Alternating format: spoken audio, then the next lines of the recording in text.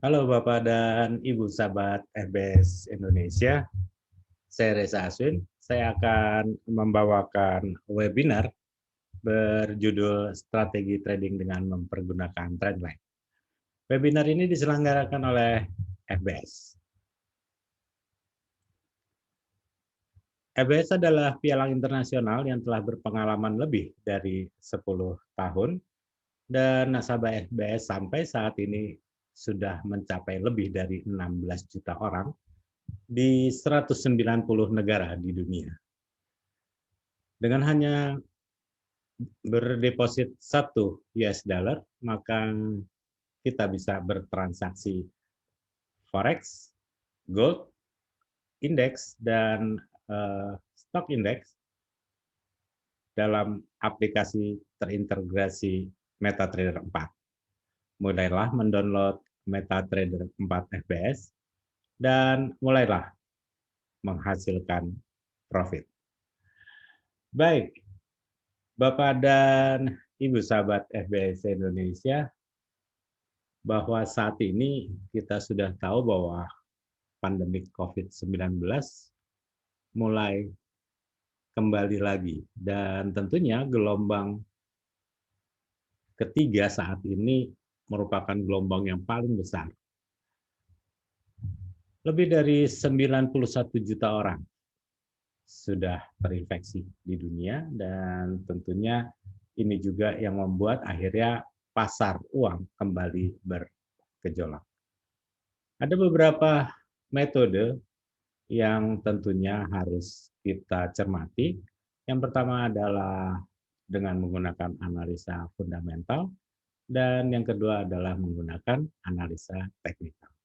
Untuk hari ini kita akan membahas analisa teknikal, di mana biasanya analisa teknikal ini digunakan untuk menentukan entry dan exit. Karena untuk menentukan arah besarnya tentu menggunakan analisa fundamental. Tapi ini juga dapat tercermin di dalam visualisasinya yang terlihat di dalam grafik yang terjadi. Nah, kalau kita melihat di dalam analisa teknikal, kita tidak akan lepas dari apa yang disebut support dan resisten.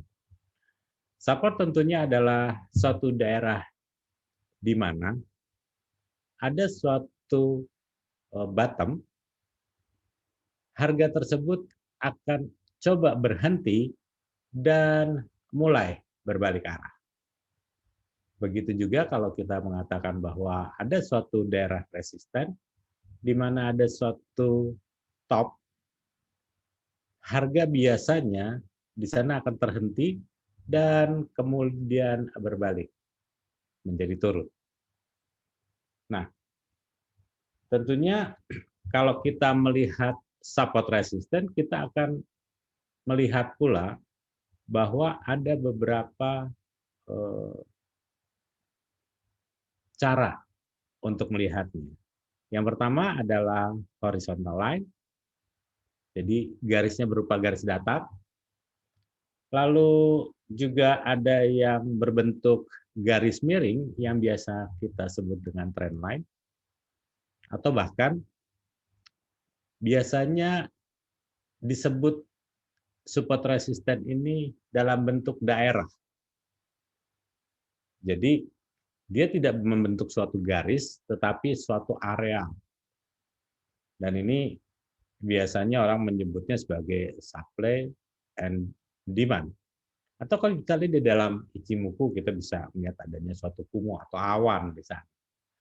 Itu yang menandakan bahwa support resisten dapat juga tidak berbentuk berupa garis tentunya. Nah, kalau kita lihat di dalam Dow teori, tentunya akan ada 3 fase, di mana biasanya fase ini adalah fase sideways, lalu uptrend, di mana harga mempunyai suatu kecenderungan untuk naik, dan ada yang namanya downtrend, di mana harga mempunyai kecenderungan turun. Dan ini selalu berulang-ulang. Jadi apabila kita melihat harga tiba-tiba dia cenderung naik atau uptrend, tidak akan selamanya dia uptrend terus dalam beberapa waktu. Pasti dia mempunyai suatu area di mana harga tersebut akan kembali sideways. Dan banyak orang mengatakan bahwa di situ adalah fase akumulasi. Sedangkan pada saat sudah mencapai suatu fase di mana namanya fase distribusi, harga akan kembali turun dan orang mengatakannya membentuk downtrend atau kecenderungannya adalah turun. Nah, kalau kita membahas masalah trend line, tentunya harus ada kaidah-kaidah yang sama-sama kita bisa sepakati. Di mana trend line ini apabila kita mengatakannya dengan uptrend misalnya, itu biasanya harganya adalah bullish atau naik. Cara menarik garisnya itu adalah dari bottom ke bottom, dari kaki ke kaki.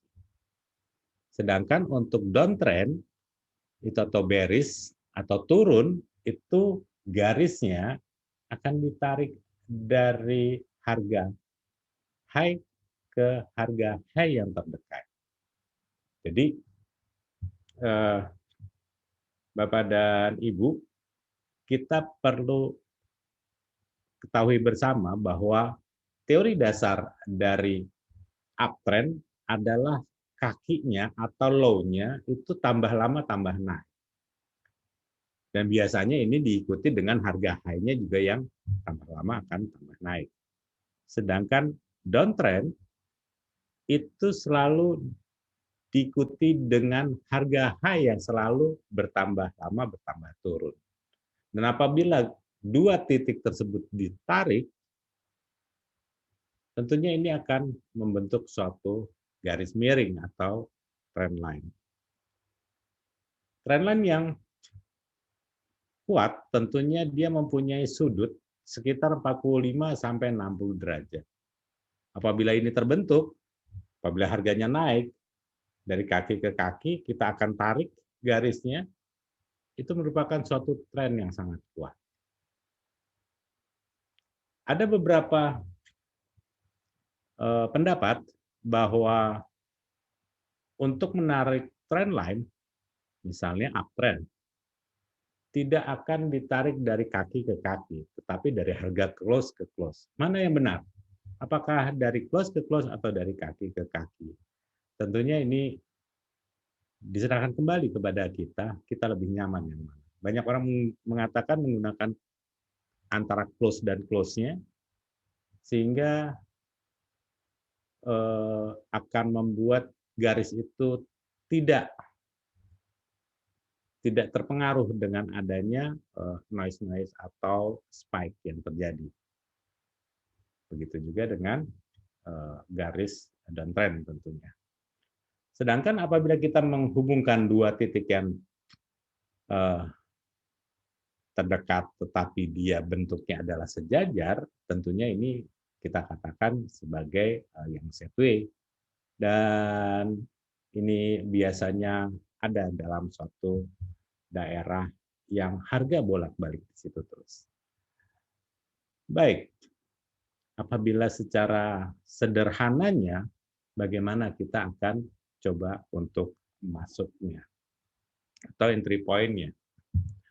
Sebenarnya entry point-nya itu di atas pada saat harga itu naik, misalnya kita melihat ada suatu uptrend, lalu harga naik, lalu turun lagi, kita dan naik kembali, kita akan mempunyai dua kaki di sana, low sama low, lalu kita tarik garisnya, dan di situ kita akan melihat adanya suatu uptrend. Dan apabila harga high yang sebelumnya mulai dilewati, disitulah sebenarnya kita akan melakukan entry point.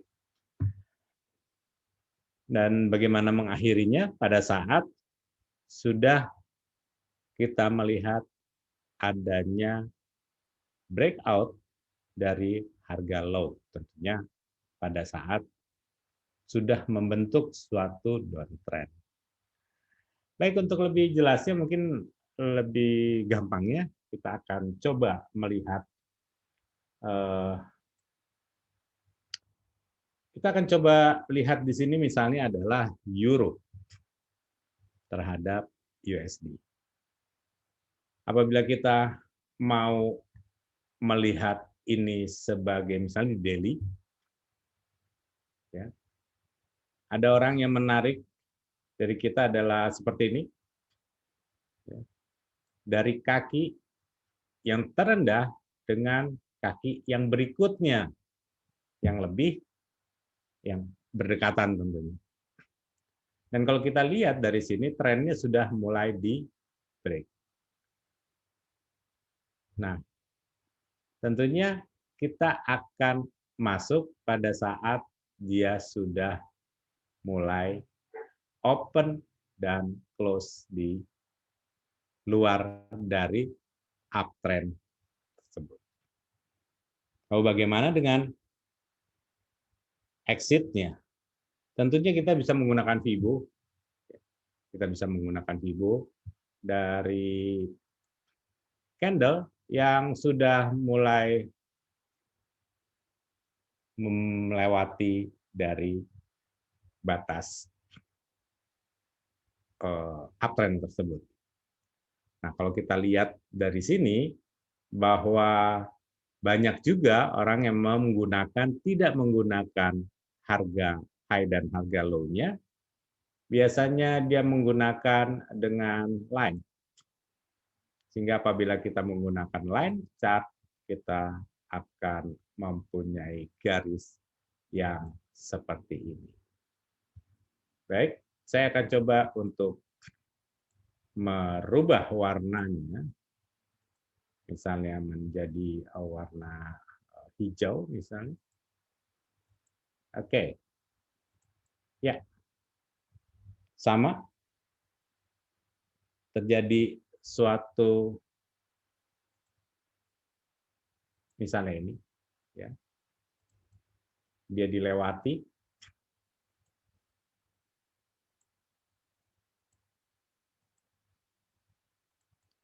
kita lihat pada saat dia dilewati tentunya akan kembali lagi mendekati garis yang low yang ada di sebelah kirinya. Di situ sebenarnya entry point-nya, dan bagaimana dengan exit point-nya, tentunya kita memberikan suatu jarak, dan yang paling gampang adalah kita tarik dalam tarikan Fibo, kita taruh di atasnya. Baik, Bapak dan Ibu sahabat FBS Indonesia, kita punya 15 menit ke depan untuk berdiskusi, untuk sharing. Silakan Bapak dan Ibu ketik di chat. Kita akan mulai berdiskusi. Baik, ada satu pertanyaan dari Bapak atau dan Ibu yang tidak ada namanya. Pertanyaannya adalah, selamat sore, apakah bisa dikatakan trendline dengan sudut 45-60 derajat berkaitan dengan garis Fibo 50%? Baik, kalau kita berbicara masalah dengan garis, tentunya sebenarnya ini yang maksudnya adalah 50%, 60%. Ini adalah sudutnya, ya. Kalau kita lihat sudutnya, ini membentuk 45 derajat. Artinya bahwa tren ini cukup kuat. Pada saat ini tidak menembus, tentunya harga akan terus naik. Tetapi pada saat harga ini sudah mulai ditembus, tentunya dia akan mempunyai fase di mana akumulasi sudah terjadi dan distribusi sudah terjadi, dan tentunya ke depannya kita akan melihat adanya terjadinya pelemahan. Riz, mungkinkah ini bisa berubah dengan cepat? Bisa pada saat beritanya mulai berubah. Tapi sampai saat ini kita melihat lockdown di Eropa sudah mulai banyak. Kita melihat di Italia, Inggris, Jerman, Prancis, bahkan yang terbaru Portugal akan melakukan penguncian. Jika ini dilanjutkan, tentunya kita tahu bahwa perlambatan ekonomi di Uni Eropa akan berlanjut ke depannya. Dari fundamental tentunya Euro punya permasalahan dengan kesehatan yang ujungnya akan menimpa pada ekonominya. Baik, pertanyaan berikutnya adalah dari Bapak Santono Tejo Seputro. Pak, boleh sharing lagi satu peluang pair lain selain euro yang layak ditradingkan apabila dengan menggunakan aplikasi Trendline. Baik, sebenarnya Bapak tinggal menyebutkan saja apa yang Bapak inginkan untuk bertransaksi tentunya. Baik, apabila Bapak inginkan pair lain, kita bisa lihat misalnya adalah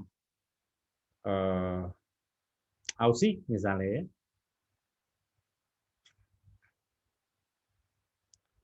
Kalau kita lihat yang terdekat ini kan ini, Pak. Kita belum bisa melihat bahwa dia sudah melewati batas uptrend-nya. Dan apabila kita menggunakan line chart misalnya dari close ke close, apakah ini juga masih sama? Kalau kita lihat sama, belum bisa untuk dikatakan kita mempunyai open sell untuk pair Aussie USD. Kalau misalnya Bapak dan Ibu juga masih ragu sampai mana sebenarnya kita mau sell, yang paling gampang adalah Bapak dan Ibu bisa saja menggunakan yang dikatakan adalah channel misalnya. Ini adalah batas atas dan batas bawahnya apabila Bapak ingin melakukannya dengan channel. Ya, kira-kira seperti itu. Kalau misalnya Bapak katakan bahwa ini harusnya adalah yang lebih tinggi, silakan saja Pak. Yang penting ada 2 titik yang berdekatan yang bisa kita tarik, dan untuk Aussie kita masih melihat adanya channel uptrend. Kira-kira seperti itu. Jadi kalau Bapak ingin men-sell Aussie, tentunya dia harus agak lebih tinggi lagi, atau setelah dia close dan melewati trend line ini. Bisa nggak ini di buy? Bisa saja tentunya Pak, apabila Bapak ingin melakukan buy untuk Aussie, tentu harus menggunakan stop loss di area di bawahnya. Ya, kira-kira seperti ini. Area pada saat dia harus Bapak untuk melakukan buy lalu stop loss ya. Daerah situ tentunya ini adalah daerah take profit-nya. Kalau kita lihat bahwa resikonya dengan peluangnya masih terlalu sedikit, ya tentunya kita harus tunggu dia turun agak dalam baru kita melakukan open supaya tidak terlalu besar risikonya. Tentunya pada saat kita trading kita perlu juga melihat risk and reward-nya. Baik. Lalu ada pertanyaan dari Pak Wang. Selamat sore Pak. Tolong untuk tarik Fibo-nya itu ya benar bagaimana? Terima kasih. Baik Pak Wang, untuk Fibo sebenarnya itu Bapak bisa menarik dari harga low ke harga high atau harga high ke harga low.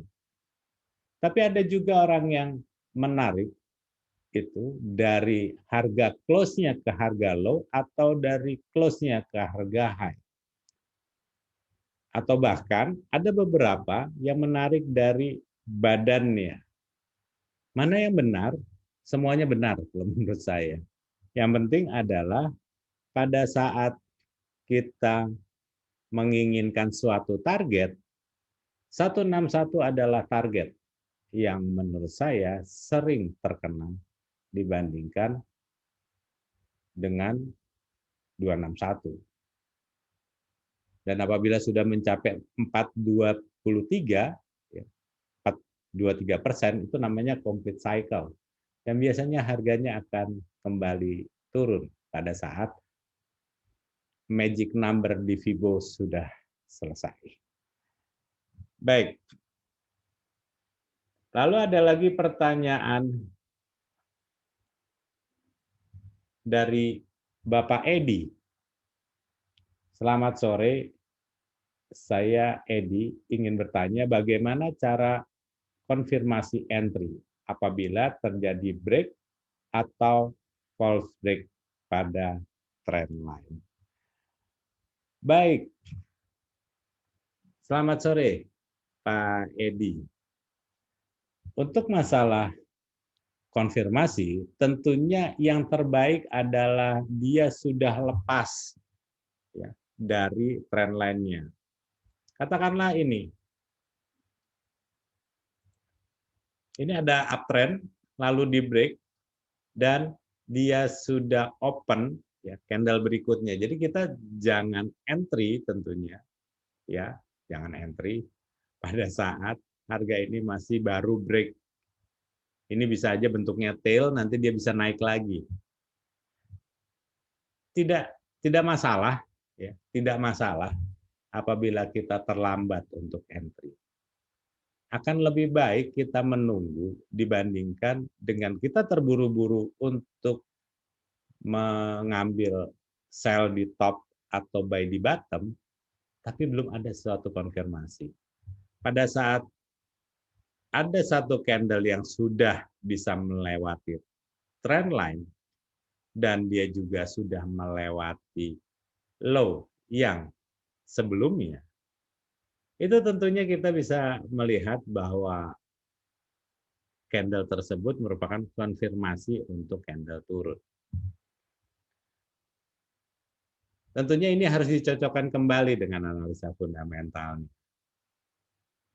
Dengan kondisi negara tertentu, maka underlying sentimen yang terjadi itu akan dapat memberikan penerusan terhadap penurunan yang sudah diberikan signal di dalam grafik. Baik, kira-kira seperti itu. Lalu ada pertanyaan lagi dari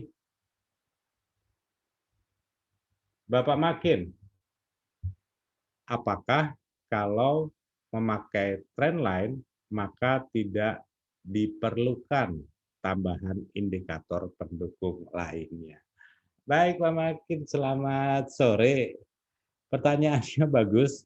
Dan tentunya kalau kita bertransaksi dengan menggunakan analisa teknikal, Bapak bisa menggunakan apapun yang Bapak mau. Yang penting di dalam trading itu harus nyaman. Tidak ada suatu peraturan yang mengatakan Anda harus bertransaksi, tidak boleh menggunakan indikator. Tidak. Atau Anda harus menggunakan indikator sebanyak 2 atau 3 sebagai pembantu di dalam menganalisa Anda, grafik Anda. Tidak juga ada peraturan seperti itu. Bapak dan Ibu nyamannya di dalam bertransaksi bagaimana? Karena setiap metode yang kita pergunakan pasti ada suatu kelemahannya. Setiap indikator yang kita pergunakan juga pasti ada kelemahannya. Tetapi setiap ada kelemahan, kita juga tahu pasti ada suatu kelebihannya. Apabila Bapak gabungkan, maka ada baiknya menggunakan indikator yang kelemahannya dapat ditutupi dengan kelebihan indikator lain. Misal, pada saat Bapak menggunakan moving average, itu adalah indikator untuk bisa menentukan tren juga. Kelemahan dari moving average adalah pada saat harga bergerak sideways. Tapi pada saat harga bergerak one way atau satu arah, baik uptrend maupun downtrend, maka moving average ini sangat berguna sebagai support atau resisten. Sedangkan untuk sideways, ada baiknya Bapak tidak menggunakan indikator tersebut dan kelemahannya dapat ditutupi misalnya dengan oscillator. Bapak bisa menggunakan RSI atau Bapak bisa menggunakan stokastik misalnya. Begitu juga dengan trend line, Bapak juga bisa menggunakan indikator moving average karena begitu saat kita melihat harga mulai berbalik dan sudah mulai terjadi one way, pasti akan terjadi golden cross di sana. Baik. Lalu ada pertanyaan lagi dari Bapak Michael. Selamat sore Mas, saya ingin bertanya apabila fundamental dan teknikal memberikan signal yang berbeda, apa yang seharusnya kita lakukan? Baik Pak Michael, kalau kita berbicara masalah fundamental dan teknikal, tentunya fundamental ini menentukan arah besarnya. Pada saat underlying sentiment di fundamental mulai berubah, maka dia akan memberikan suatu signal, ya, memberikan suatu data, baik ekonomi, keuangan, dan lainnya, terutama geopolitik, dia akan merubah bentuk dari visualisasi yang terjadi. Jadi harga itu kalau divisualisasikan, itu menjadi suatu yang namanya grafik. Apabila ini berubah, tentunya grafiknya pun berubah. Nah, andai kata underlying sentiment yang terjadi, fundamentalnya adalah naik, tapi grafiknya adalah grafik turun. Ada baiknya kita mulai melakukan wait and see. Karena pada prinsipnya harga tidak bisa melawan suatu berita yang besar. Adanya perang dagang, adanya subprime mortgage, itu membuat harga indeks saham meroket. Mengapa demikian? Karena pelemahan ekonomi terjadi. Pada saat pelemahan ekonomi terjadi, maka bank sentral akan meningkatkan likuiditas. Meningkatnya likuiditas ini tentunya membuat para pelaku pasar memindahkan instrumennya, ya, dari perbankan misalnya, yang tadinya senang nyimpan uang, karena ditaruh di bank tidak ada bunganya, 0% misalnya, atau 0,25%, sangat sedikit sekali bunganya, dan itu hitungannya juga per tahun, maka dia akan pindahkan ke saham. Banyak orang mengatakan bahwa kok sekarang dalam keadaan ekonomi yang jelek seperti ini, kenapa saham naik terus? Bapak dan Ibu, kita sudah ketahui bersama bahwa Bank Sentral Amerika Serikat terus memompakan uangnya ke pasar sehingga mata uang US dollar melemah.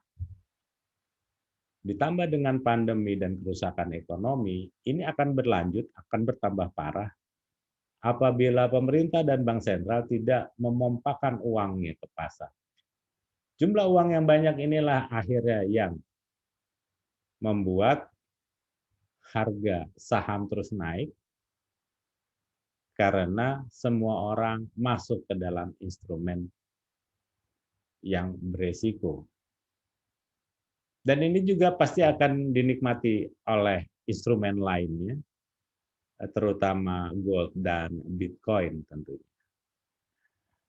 Baik, Bapak dan Ibu sahabat EBS Indonesia,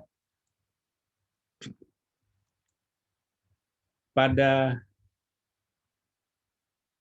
kesempatan lainnya, tentu Bapak dan Ibu dapat bergabung dalam Telegram kami atau di YouTube kami, bahkan di Facebook.